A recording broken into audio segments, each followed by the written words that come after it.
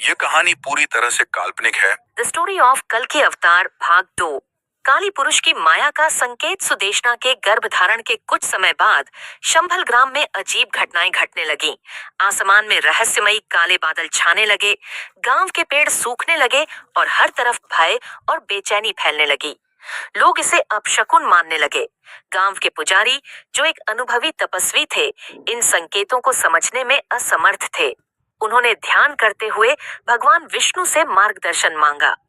ध्यान के दौरान उन्हें एक संदेश मिला। धर्म का बीज बोया जा चुका है, परंतु अधर्म की शक्तियां इसे नष्ट करने का प्रयास करेंगी। सावधान रहो और सत्य के मार्ग पर डटे रहो। पुजारी ने गांव वालों को समझाया, यह कठिन समय है, लेकिन हमें सत्य और ईश्वर पर विश्वास बनाए रखना होगा। यह केवल एक परीक्षा है। काली पुरुष के बंधनों में हलचल। गुफा में बंधा हुआ काली पुरुष अब भी भगवान शिव और विष्णु द्वारा डाली गई जंजीरों से बंधा हुआ था। परंतु जैसे ही सुदेशना ने दिव्य गर्भ धारण किया, काली पुरुष की शक्ति जागने लगी। उसकी जंजीरें धीमे धीमे कांपने लगीं। काली पुरुष ने ठंडी हंसी के साथ कहा, तुम मुझे हमेशा के लिए नहीं रोक सकते। मेरा समय अब नजदीक है। जो अवतार तुम्हें मुझसे लड़ने भेजना है, उसे तैयार कर लो, क्योंकि मैं उसे अधर्म में बदल दूंगा। उसकी माया अब भी उसके बंधनों से बाहर निकलने का प्रयास कर रही थी। उसने अपने दासों को बुलाने के लिए अपनी छाया को धरती पर भेजा। शंभल ग्राम के आसपास के जंगलों में अचानक से काले साए दिखाई देने लगे। ये साए काली पुरुष के दास थे, जो उसकी माया से निर्मित हुए थे। वे गांव वालों के मन में डर और लोभ के बीज बोने लगे। कई लोग लालच और क्रोध में एक दूसरे के खिलाफ हो गए। गांव के मुखिया, जो अब तक एक निष्ठावान और धर्मनिष्ठ व्यक्ति थे, काली पुरुष की माया में फंस गए। उन्होंने झूठ बोलकर और छल कपट से अपनी सत्ता को मजबूत करने की कोशिश की। धीरे धीरे शंभल ग्राम के लोग धर्म से विमुख होने लगे। सुदेशना ने यह सब देखा और उसका हृदय भारी हो गया। उसने पुजारी से कहा, गुरुजी, गांव में यह सब क्या हो रहा है? लोग इतने क्रूर क्यों हो गए हैं? पुजारी ने गहरी सांस लेते हुए कहा, बेटी, यह काली पुरुष की माया है, परंतु याद रखना, यह केवल तुम्हारे धैर्य और विश्वास की परीक्षा है।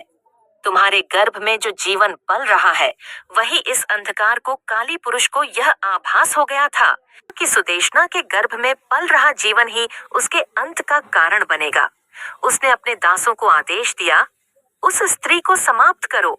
यदि वह जीवित रही तो मेरी पराजय निश्चित है। एक रात जब सुदेशना अपने घर में सो रही थी, एक काला साया उसकी खिड़की से अंदर घुसा। सुदेशना को एक अजीब सी ठंडक का अनुभव हुआ, जिससे उसकी नींद खुल गई। उसने देखा कि वह साया धीरे धीरे उसके पास आ रहा है।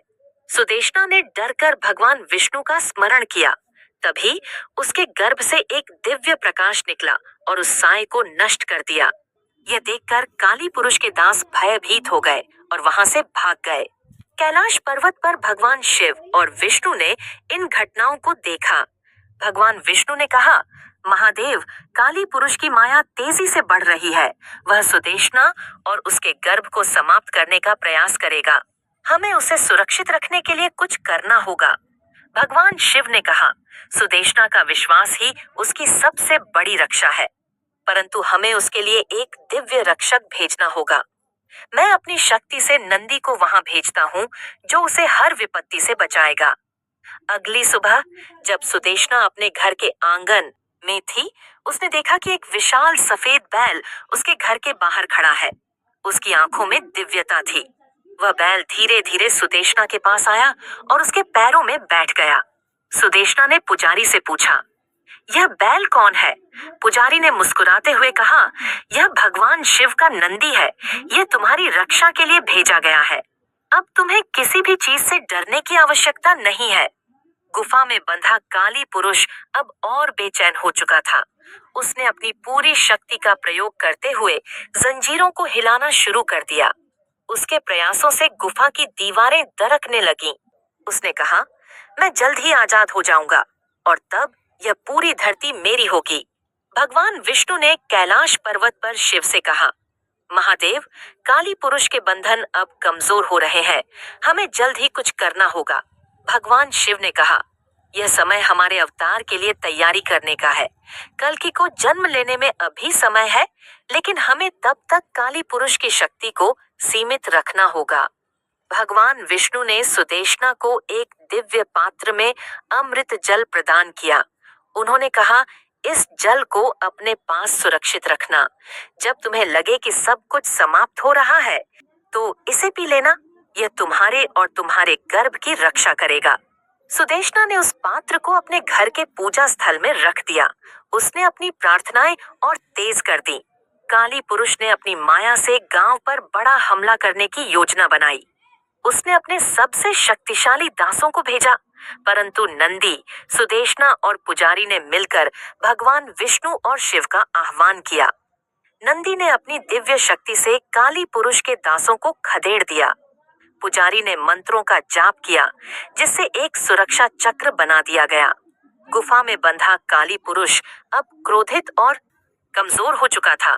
उसने कहा, तुम मुझे अभी रोक सकते हो, परंतु कलयुग में मैं वापस आऊंगा और तब तुम्हारा कल्कि भी मुझे नहीं रोक पाएगा।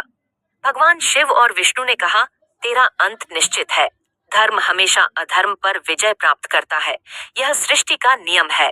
सुदेशना के गर्भ में पल रहा जीवन धीरे अपना आकार ले रहा था। यह वह जीवन था जो धरती पर धर्म की स्थापना करेगा।